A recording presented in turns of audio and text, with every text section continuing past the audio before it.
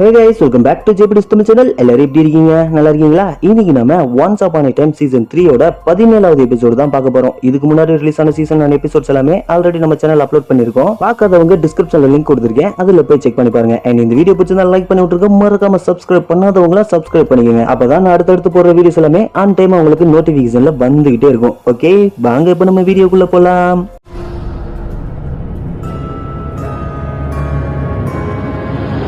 17வது எபிசோடோட ஸ்டார்டிங்ல பேர்லாண்ட காமிக்கிறாங்க. அங்க குதிரை வண்டியில காவலர்கள் தங்கத்தை எடுத்துட்டு போயிட்டு இருக்கானுங்க. அப்போ ஒருத்த வண்டி முன்னாடி கவசத்தோட வந்து நின்னு அவங்கள சுத்து போட்டுறான். இவங்களும் பயந்து குதிரை வண்டியை விட்டுட்டு ஓடி போயிடுறானுங்க. இப்ப அவனும் மாஸ்க கலட்டுறான். பார்த்தா அது ஹூக்கு. இப்ப அவனோட ஆளுங்க அங்க வராங்க. அவனுங்க மொத்தமே 4 பேர் தான். ஆனா சுத்தி மரத்துல அம்ப சொருகி அதை எரிய வச்சு நிறைய பேர் இருக்கிற மாதிரி காமிச்சு அந்த காவலர்களை ஏமாத்தி இருக்கானுங்க. இப்ப வண்டியில இருந்த பெட்டியை திறந்து பார்த்தா எக்கச்சக்கமான தங்கம் இருக்கு. இப்ப உடனே அங்க இருந்து இதை செலிப்ரேட் பண்றதுக்காக பாருக்கு போய் குடிச்சு கூத்தடிக்கிறானுங்க.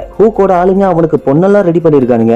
இவனும் அவளை வெளியே கூட்டிட்டு வந்து இதுல எனக்கு இப்ப இன்ட்ரெஸ்ட் இல்லைன்னு சொல்லிட்டு அவளுக்கு தங்க காசை கொடுத்து அனுப்பிட்டு நடந்து போறான். அப்ப திடீர்னு யாரோ ஒருத்தர் அவன் தலையிலே அடிக்க அவனு கீழே விழுகிறான். இப்ப அவன் கழுத்துல கத்திய வச்சு நீ எனக்கு பண்ண விஷயத்துக்காக பதில் சொல்லியே ஆகணும்னு சொல்றான். அவ யாருன்னு பார்த்தா அவ கடல் கண்ணி ஏரியல். இப்ப அப்படியே கட் பண்ணா ஸ்டோரி புக்ல எம்மாவும் சார்மிங்கும் ஜெலினாவை எப்படி தோக்கடிக்கிறதுக்கான பலிய தேடிட்டு இருக்கானுங்க. அப்ப அங்க ரெஜினா வரா. ஒரு வழியா மந்திரத்தால உடைக்க முடியாத ஒரு பாதுகாப்பு மந்திரத்தை உருவாக்கிட்டேன். இனி அவளால ஸ்னோவுக்கு பிறக்க போற குழந்தை கிட்ட நெருங்கவே முடியாது. இங்க இருக்கிற வரைக்கும் நம்ம பாதுகாப்பா இருக்கலாம்னு சொல்றா. உடனே எம்மாவும் நம்மள தற்காத்துக்கிறத விட்டுட்டு அவ கூட சண்டை போட ஆரம்பிக்கலாம்னு சொல்றா. நேத்து நடந்ததை நீ பாக்கலையா? அவ கிட்ட பவர்ஃபுல்லான மேஜிக் இருக்குன்னு ரெஜினா சொல்ல என்கிட்ட இருந்தா மேஜிக் இருக்கு என்ன, என்னால அதை கட்டுப்படுத்த முடியாது. நீ எனக்கு மேஜிக்கை கட்டுப்படுத்த கத்து கொடுத்தா நம்ம ஒன்னா சேர்ந்து அவளை ஓட விட்டலாம்னு எம்மா சொல்றா. சரி, ஆனா ஒரு விஷயம், நீ மேஜிக்கை முழுசா கத்துக்கணும்னா உன் பழைய வாழ்க்கையை விட்டுட்டு முழுசா இந்த வாழ்க்கைக்கு உன்னை அர்ப்பணிக்கணும். அதுக்கு நீ ரெடியான ரெஜினா கேக்குறா. அதுல எனக்கு எந்த பிரச்சனையும் இல்லைன்னு எம்மா சொல்ல ரெஜினாவும் அங்க இருந்து கிளம்பிடுறா. இதை நான் செஞ்சுதான் ஆகணும், எனக்கு வேற வழி இல்லைன்னு எம்மா சொல்றா. சரி, அப்ப நாங்க ஹென்ரிய பாத்துக்கிறோம்னு சார்மிங் சொல்ல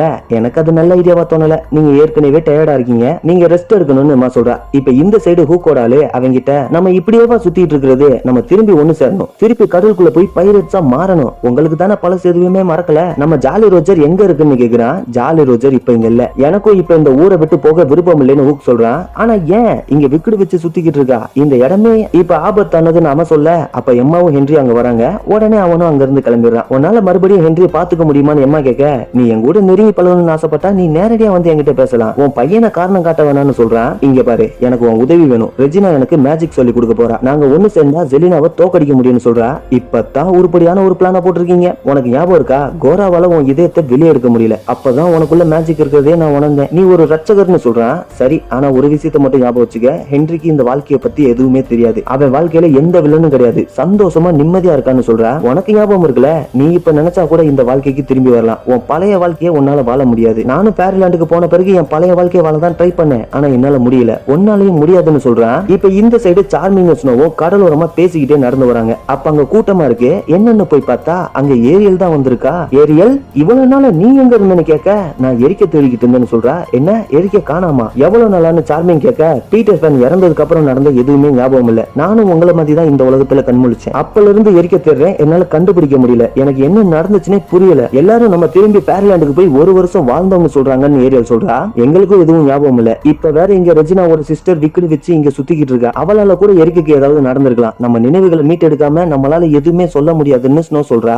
ஆனா ஹூக்கு எல்லாமே ஞாபகம் இருக்கும்லன்னு சார்மிங் சொல்ல ஆமா, அவன் சாபத்தால பாதிக்கப்படல, எரிக்கு என்ன ஆச்சுன்னு அவனுக்கு தெரிய வாய்ப்பு இருக்குன்னு ஸ்னோ சொல்றா. இப்ப அப்படியே கட் பண்ணா பேர்லாண்ட்ல ஏரியல் ஹூக் கிட்ட நீ தானே எரிக்க கடத்தின, இப்பவே அவனை என்கிட்ட குடுன்னு கேக்குறா. நீ தப்பான ஆள் கிட்ட வந்துட்டேன்னு நினைக்கிறேன், நான் அவனை கடத்தலன்னு சொல்லிட்டு கத்திய பிடிங்க அவ கழுத்துல கத்திய வச்சிடறான். நீ பொய் சொல்றேன்னு எனக்கு தெரியும், ஏன்னா அவனை கூட்டிட்டு போன கப்பல் உன்னோட ஜாலி ராஜர்னு சொல்றா. என்ன ஜாலி ராஜரா, நீ சொல்றது உண்மையா? என் கப்பலுக்கு இப்ப யார் கேப்டனா இருக்கா? அவன் வந்துட்டு ஏதாவது சொன்னானான்னு கேட்க இல்ல, நான் அங்க இருந்து இந்த கத்திய மட்டும் எடுத்துட்டு தப்பிச்சு வந்துட்டேன்னு சொல்றா. அவனும் அவளை விட்டுட்டு அவ கத்திய பாக்குறான். அதுல பிபின்னு சிம்பிள் போட்டிருக்கு. இவனும் சிரிச்சுக்கிட்டே கிளம்பிடுறான். இப்ப பார்க்குள்ள வந்து ஸ்மி எந்திரி, ஜாலி ரோஜர் யார்கிட்ட இருக்குன்னு தெரிஞ்சிருச்சு, நம்ம அதை திருப்பி கொண்டு வரலாம்னு சொல்றான். யார்கிட்டன்னு அவன் கேட்க பிளாக் பேர்டுன்னு சொல்றான். என்ன பிளாக் பியர்டா, அவ ரொம்ப மோசமான கடற்கொள்ளையன், பேசாம நம்ம இங்கே வண்டிகளை கொள்ளையடிச்சிட்டு சம்பாதிக்கலாம், ஜாலி ரோஜரை மறந்துருவோம்னு சொல்றான். அது வெறும் கப்பல் இல்ல ஸ்மி, அதுக்கும் மேல, நான் கண்டிப்பா அதை கைப்பற்றுவேன்னு ஹூக் சொல்றான். அப்ப ஏரியல் வந்து நானும் வரேன், எரிக்கு எனக்கு வேணும், நம்ம எப்ப கிளம்ப போறோம்னு கேக்குறா. இப்ப அப்படியே கட் பண்ண ஸ்டோரி புக்ல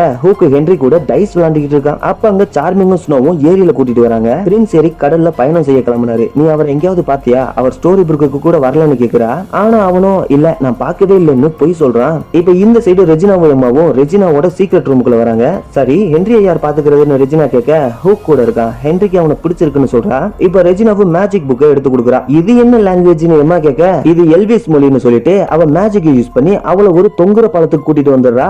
இப்ப இந்த சைடு சார்மிங்கும் கொஞ்சம் நல்லா யோசிச்சு பாருன்னு சொல்ல இல்ல நான் பாக்கலன்னு தான் ஹூக்கும் சொல்றான். உடனே ஸ்னோவும் நம்மள சாபம் பாதிச்ச பிறகு நம்ம எல்லா பொருளும் ரம்பிளோட கடைக்கு தான் வந்திருக்கும், அங்க ஏதாவது அவன் பொருள் கிடைக்குமான்னு பாக்கலாம்னு சொல்றா. ஆமா அதுல லொகேட்டர் ஸ்பெல்ல ஊத்தி அவனை கண்டுபிடிக்க முயற்சி பண்ணலாம், நீ அவ கூட போன்னு சொல்றான். ஆனா நான் ஹென்ரிய பாத்துக்கணும்னு அவன் சொல்ல அவனை நாங்க பாத்துக்கிறோம்னு சார்மிங் சொல்றான். ஒரு நிமிஷம் கொஞ்சம் தனியா பேசணும்னு சார்மிங்க தனியா கூட்டிட்டு போறான். இது உண்மையிலே நல்ல ஐடியாவா இருக்கும்னு தோணுதா? எரிக் ஏற்கனவே செத்து இருந்தா என்ன பண்றது, அவளோட தவறான நம்பிக்கையை நம்ம வளர்க்க இனி எந்த காரணமும் இல்லைன்னு சொல்றான். அப்படி எதுவும் நடந்திருக்காது, நம்ம முயற்சி தான் பண்ணி பார்ப்போம், இப்ப போன்னு சொல்லிட்டு ஹூக்க அனுப்பி வைக்கிறான். அவனும் ஏரியில கூப்பிட்டுக்கிட்டே நேரா ரம்பிளோட கடைக்கு வரான். ஏரியிலும் பெல்ல பார்த்த உடனே கட்டி பிடிச்சுக்கிறா. எரிக்க காணா, அவனை தேடிதான் நான் இங்க வந்தேன்னு அவ சொல்ல அவன் பொருள் ஏதாவது உன் கடையில இருக்கான்னு பாக்கணும்னு ஹூக் சொல்றான். இப்ப எல்லாரும் தேடுறாங்க. ஹூக்கும் உள்ள போறான். அவனுக்கு அவனோட பைனாகுலர் கிடைக்குது. அதுல பாத்துக்கிட்டு இருக்கும் போது அங்க ஒரு சிம்பிள் இருக்கு, அது எரிக்கோடது தான். எப்படி நீ அது எரிக்கோடதுன்னு கண்டுபிடிச்சேன்னு அவ கேட்க தெரியல, இத நான் கடல்ல வாழ்ற ஒருத்தர்கிட்ட பாத்திருக்கேன்னு சொல்றான். ஆமா அவர் தான் எரிக், இது இங்க இருக்குன்னா கண்டிப்பா அவரும் இங்கதான் இருக்கணும்னு சொல்லிக்கிட்டு ஹூக்க கட்டி பிடிச்சுக்கிறா. இப்ப இந்த சைடு எம்மாவும் உனக்கு என்ன பைத்தியமானு கேக்குறா. மேஜிக் உன்னோட உள்ளுணர்வால தான் தூண்டப்படும், இப்ப அந்த உள்ளுணர்வை யூஸ் பண்ண போறோம், முடிஞ்ச இதை தடுன்னு சொல்லிட்டு அந்த பாலத்தையே துண்டு துண்டா பிக்கிறா. நீ என்ன பண்றன்னு கேட்க பாலம் இடிஞ்சு விழுது, நீ தான் அதை நிறுத்தணும், நிறுத்தலைன்னா செத்து போகணும்னு சொல்றா. இப்ப அவளும் கீழே விழுந்து தொங்கிட்டு இருக்கா. வேணா நிறுத்துன்னு எம்மா சொல்ல நீ தான் இதை நிறுத்தணும், உன்னால முடியும்னு உனக்கு தெரியும், பாலத்தை காப்பாத்து, உன்னையும் காப்பாத்திக்கன்னு சொல்றா. இப்ப கயிறு அறந்து எம்மாவும் கீழே விழுகிறா. இப்ப ரெஜினாவும் அவ வருவாளா மாட்டாளான்னு பயந்துகிட்டே முழிச்சுக்கிட்டு இருக்கா. ஆனா எம்மா அந்த பாலத்தை பறக்க வச்சுக்கிட்டு அது மேலேயே பறந்து வரா. நானும் இதை பண்ணேன்னு அவ கேட்க அவளும் ஆமான்னு சொல்றா. இப்ப இந்த சைடு பெல்லு லொகேட்டர் ஸ்பெல்ல எரிக்கோட ட்ரெஸ்ல ஊத்துறா. அதுவும் பறந்து போகுது. இவங்களும் பின்னாடி ஓடுறாங்க. இப்ப அப்படியே கட் பண்ணா ஃபேர்லன்ல ஹூக்கும் ஏரியிலும் அவன் கப்பல்ல வந்து ஒளிஞ்சிட்டு இருக்காங்க. பிளாக் பியரோட ஆளுங்க நிறைய பேர் இருக்காங்க. நம்ம எப்படி கப்பலை கைப்பற்ற போறோம்னு ஸ்மி கேட்க நான் அதை காட்டுறேன்னு சொல்லிட்டு எந்திரிச்சு போய் ஒருத்தனை அடிச்சிடறான். உடனே வாள் எடுத்து இந்த கப்பலுக்கு சரியான கேப்டன் நான் தான், இதை யார் திருட முயற்சி பண்ணா, நீ ஏன் முன்னாடி வந்துட்ட, தண்டனை குறையும்னு சொல்ல அப்போ கீழே இருந்து பிளாக் பேர்டு வெளியே வரான். இவன் தான் பிளாக் பேர்டு, நான் தான் இந்த கப்பலை திருட முயற்சி பண்ணேன், ஆனா தண்டிக்கப்பட போறது நான் இல்ல நீதான்னு சொல்லிட்டு உன் கப்பல் உனக்கு திரும்ப வேணுமா, முடிஞ்சா எடுத்துக்கன்னு சொல்லிட்டு ரெண்டு பேரும் சண்டை போட ஆரம்பிக்கிறானுங்க. ரெண்டு பேரும் மாத்தி மாத்தி அடிச்சுக்கிறானுங்க. பிளாக் பேர்டும் அவனை லாக் பண்ணிடுறான். உடனே அவன் கயிறு பிடிச்சு இந்த சைடு வந்து ஜாலி ரோஜருக்காக நான் சண்டை போடுறத நிறுத்த மாட்டேன்னு சொல்லிட்டு மறுபடியும் பயங்கரமா சண்டை போடுறானுங்க. அப்ப பிளாக் பேர்டோட காலு கீழே மாட்டிக்குது. இப்பவே என்ன கொன்னுடுன்னு அவன் சொல்ல ஹூக்கும் அவனை வெட்ட போறான். வேணா இரு, எரி கப்பல்ல இல்லன்னு ஏரியல் சொல்றா. அவன் எங்கன்னு ஹூக் கேட்க நான் அவனை ஒரு ஐலாண்ட்ல பத்திரமா வச்சிருக்கேன், அந்த இடம் எனக்கு மட்டும் தான் தெரியும், உனக்கு ஒரு சாய்ஸ் தரேன், ஒன்னு என்கிட்ட ஜாலி ரோஜர் கப்பலை கொடுத்துட்டு உன் பிரின்ஸ கூட்டிட்டு போ, இல்லன்னா என் கூட சேர்ந்து அவன் சாகட்டும் சொல்லிட்டு விட்டுருன்னு சொல்றான். இப்ப அப்படியே கட் பண்ண ஸ்டோரி புக்ல ஹூக்கும் ஏரியலும் அந்த ட்ரெஸ்ஸ ஃபாலோ பண்ணி வராங்க. அதுவும் நேரா போய் கடல்ல விழுந்து மூழ்கி போயிருது. இவனும் அழுதுகிட்டே அவன் போயிட்டான்னு சொல்லிட்டு அவனை கட்டி பிடிச்சுக்கிட்டு அழுகுறா. இப்ப இந்த சைடு சார்மிங் ஹென்ரிக்கு கார் ஓட்ட சொல்லி கொடுத்துட்டு இருக்கான். ஸ்னோ எவ்வளவு கத்துனாலும் அவங்க கேட்கவே இல்ல. இவனுங்கள் வண்டி எடுத்துட்டு கிளம்பிடுறானுங்க. ஆனா பயவுலிக்கு நேரா போய் ஒரு கார்ல சுருக்க போறானுங்க. இவனும் டக்குன்னு வளைச்சிடுறான். இப்ப இந்த சைடு ஏரியலும் நான் அவனை இழப்பேன்னு நினைச்சு கூட பாக்கல, அவன் எப்படி இறந்தான்னு எனக்கு தெரியணும்னு சொல்லிட்டு அழுகுறா. நீ எனக்கு உதவி பண்ண, நான் எப்பவுமே உனக்கு நன்றியோட இருப்பேன்னு சொல்லிட்டு வேகமா நடந்து போறா. இப்ப அப்படியே கட் பண்ண ஃபேரிலன்ல ஹூக்கு பிளாக் பேர்டோட கையை கட்டி கடல்ல தள்ள போறான். நீ இப்படி பண்ண கூடாது, எரிக்க கண்டுபிடிச்சு கொடுப்பேன்னு எனக்கு வாக்கு கொடுத்திருக்க, பிளீஸ் நீ நல்லவன்னு எனக்கு தெரியும், உனக்கு உன் கப்பல் உயிர் மாதிரினா எனக்கும் அவன் அப்படித்தான் சொல்றா. அன்பால நமக்கு எதுவுமே கிடைக்காது, வேதனை மட்டும் தான் கிடைக்கும்னு சொல்லிட்டு அவனை கடல்ல தள்ளிடுறான். இவனும் அவன் கண்ணத்துல அரைஞ்சிட்டு நான் உன்னை தப்பா நினைச்சிட்டேன், நீ நல்லவன் இல்ல, நீ சுயநலவாதி, இனிமேல் நீ சந்தோஷமாவே இருக்க மாட்டேன்னு சொல்லிட்டு கிளம்புறா. எங்க போறேன்னு கேட்க எரிக்க கண்டுபிடிக்க போறேன்னு சொல்லிட்டு கடலுக்குள்ள குதிச்சிடுறா. இப்ப அப்படியே கட் பண்ண ஸ்டோரி புக்ல ஏரியல நடந்து வரா. ஹூக்கும் நில்லுன்னு சொல்லிட்டு வேகமா ஓடி வரான். நான் உன்கிட்ட உண்மையா நடந்துக்கல, நீயும் நானும் ஏற்கனவே சந்திச்சிருக்கோம், நீ அதை மறந்துட்ட. எரிக்க பிளாக் பேர்ன்ற பைரட் தான் கடத்தினா, நீ அவனை கண்டுபிடிக்க சொன்ன, ஆனா நான் என் கப்பலுக்காக உன் இளவரசனை தியாகம் பண்ணிட்டேன், என்ன மன்னிச்சிடுன்னு சொல்றான். இவனும் அவன் கண்ணத்திலே பலார் நிறைஞ்சிட்டு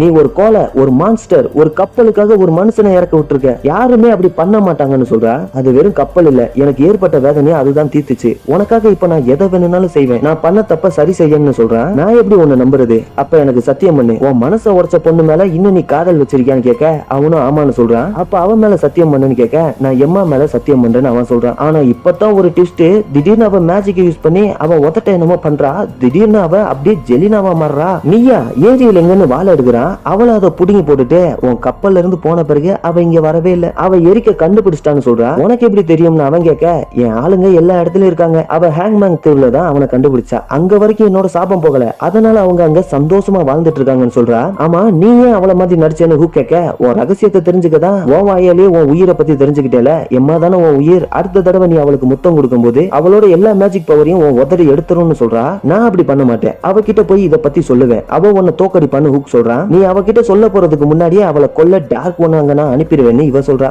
இல்ல உன்னால முடியாது, உன்னால அவளை கொல்ல முடிஞ்சிருந்தா எப்பவோ கொண்டிருப்ப. அதனாலதான் அவ பவர் எடுக்க முயற்சி பண்ற. அதனாலதான் நியூயார்க்ல ஒரு குரங்கு அனுப்பிச்சு அவளை கண்காணிச்ச. சோ சில காரணங்களுக்காக உன்னால அவளை கொல்ல முடியாதுல்லன்னு ஹூக் சொல்றான். எம்மாவை என்னால காயப்படுத்த முடியாதுதான், ஆனா அவங்களை சுத்தி இருக்கிறவங்களை என்னால காயப்படுத்த முடியும். இனி ஓ முடிவுதான். எம்மாவை கிஸ் பண்ணி அவ சக்தியை ரிமூவ் பண்ணு, இல்லனா அவளுக்கு பிடிச்ச எல்லாரும் செத்துருவாங்கன்னு சொல்லிட்டு அப்படியே மறைஞ்சு போயிடுறா. இப்ப இவனும் நேரா எம்மா வீட்டுக்கு வரான். ஹென்றி எங்கன்னு கேட்க அவன் அவனோட தாத்தா பாட்டி கூட இருக்கான்னு சொல்றான். சரி, அப்ப இவ்வளவு நேரம் நீ என்ன பண்ணிக்கிட்டு இருந்தேன்னு கேட்க ஏரியலுக்கு எரிக்க கண்டுபிடிக்க உதவி பண்ணிட்டு இருந்தேன். ரம்பிளோட கடையில ஒரு க்ளூ கிடைச்சது. எரிக்கு ஹேங்மேன் தீவுல கப்பல்ல விபத்துல மாட்டிக்கிட்டானா. ஜெலினாவோட சாபம் அவ்வளவு தூரம் போகாது, அவ அங்க போகணும்னு சொன்னா. ஸ்னோ கிட்ட சொல்லிருன்னு சொன்னா. அதனாலதான் நான் ஸ்னோ கிட்ட சொல்லலாம்னு வந்தேன்னு சொல்றான். அப்படியா, அவ உண்மையில இங்கதான் இருந்தாளா? அது உண்மையா இல்லையான்னு கண்டுபிடிப்போம்னு சொல்லிட்டு ரெஜினா கண்ணாடி கிட்ட போறா. ஆனா வேற உலகத்துல நடக்கிறத கண்ணாடி வழியா உன்னால பார்க்க முடியாதுன்னு நினைச்சேன்னு அம்மா சொல்ல, என்னால முடியாது, ஆனா உன் சக்தியை பார்த்த பிறகு உன்னால முடியும்னு நினைக்கிறேன்னு சொல்லிட்டு ரெஜினா கண்ணாடி கிட்ட போறா. ஹூக்கும் வேணான்னு சமாளிக்கிறான், ஆனா அவங்க அதை காதுலயே வாங்கல. இப்ப என்ன பண்ணணும்னு எம்மா கேட்க